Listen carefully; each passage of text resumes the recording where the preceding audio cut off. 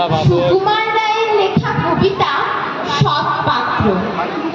শুনতে পেলুম পোস্তা গিয়ে তোমার নাকি মেয়ের বিয়ে।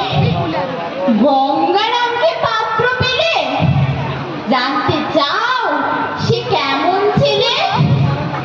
মন্দ না, সে পাত্র ভালো, রং যদিও বেজাই কালো।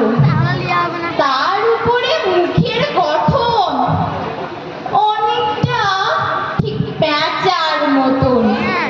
বিদ্যে বুদ্ধি বলছি বসায়, ধন্যী ছেলে অধ্যবসায়। 19টি বার ম্যাট্রিক এসে ঘায়েল হয়ে থামলো শেষে। বিষয়